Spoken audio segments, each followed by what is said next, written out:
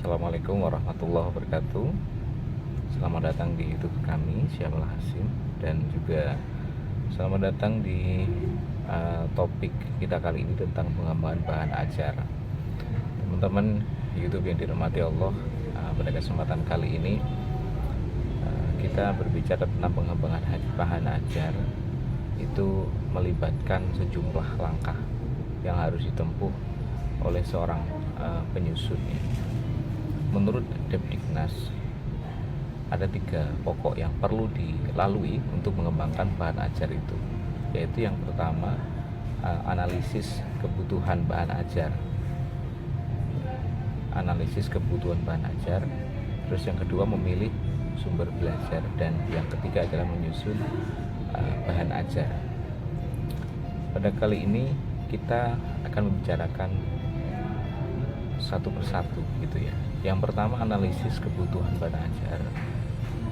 Itu bertujuan agar bahan ajar itu dibuat sesuai dengan tuntutan kompetensi yang harus dikuasai oleh seorang pendidik.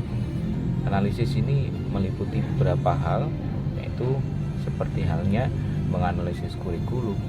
Analisis kurikulum ini juga perlu, diantaranya adalah memetakan kompetensi inti, kompetensi dasar, menetapkan beberapa tema, mengidentifikasi materi pokok, kemudian menentukan pengalaman belajar, menentukan bahan ajar, kayak gitu. Terus tidak hanya menganalisis kurikulum, dalam tahap analisis kebutuhan bahan ajar ini ada yaitu menganalisis sumber belajar. Menganalisis sumber belajar ini, teman-teman, aspek ketersediaan berkaitan juga dengan adanya sumber belajar yang ada di sekitar pendidik, sumber belajar berada di sekitar peserta didik ya. Aspek kesesuaian berkaitan dengan tingkat kesesuaian sumber belajar dengan tujuan pembelajaran, dan aspek kemudahan juga berkaitan dengan mudah tidaknya sumber pelajaran itu bisa didapatkan dan digunakan dengan baik.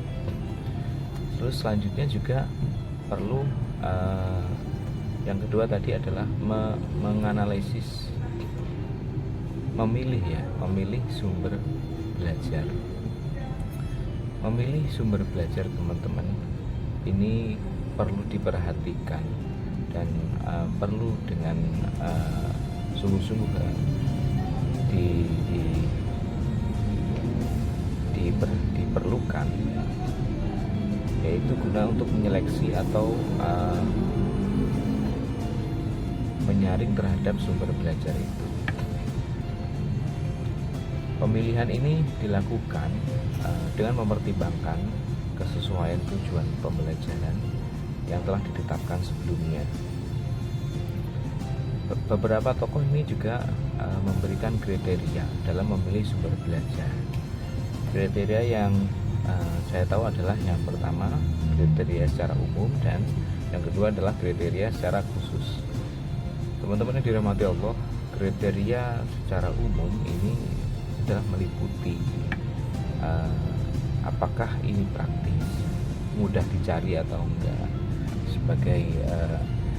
Sebagai seorang guru dalam sekolah dasar misalnya, kita juga harus mempertimbangkan sungguh-sungguh memposisikan diri kita sebagai seorang anak misalnya. Kalau memang mudah dicari oleh seorang anak, itu sih saya yes ya. Tapi kalau tidak mudah dicari, misalnya kayak binatang badak misalnya, atau binatang buaya yang dengan kategori dilindungi dan langka, ya tentu saja jangan digunakan sebagai sumber belajar. Terus nyarinya yang mudah-mudah saja, misalnya contoh mamalia tadi, buaya, badak, itu tidak perlu ya. Jadi kita cari mereka atau binatang-binatang yang mudah untuk didapatkan, seperti sapi atau kerbau yang berada di sekitar kita. Yang selanjutnya adalah fleksibel. Nah, juga yang secara umum yang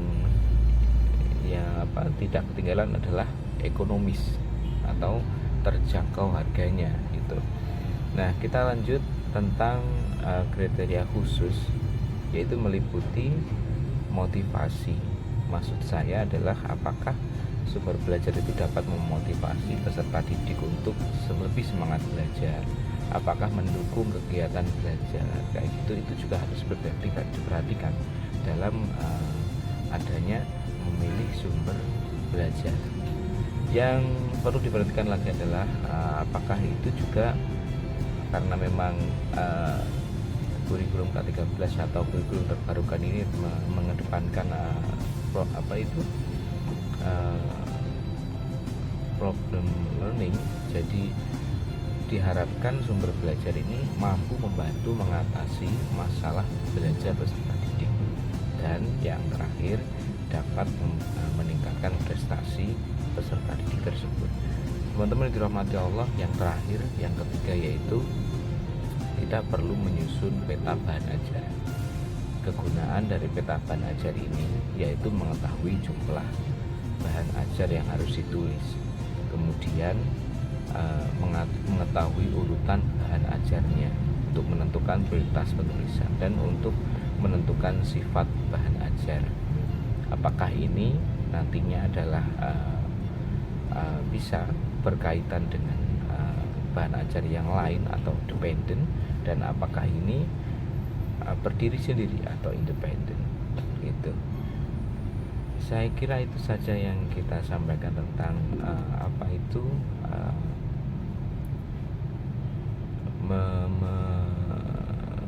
mengembangkan bahan ajar menurut Depdiknas.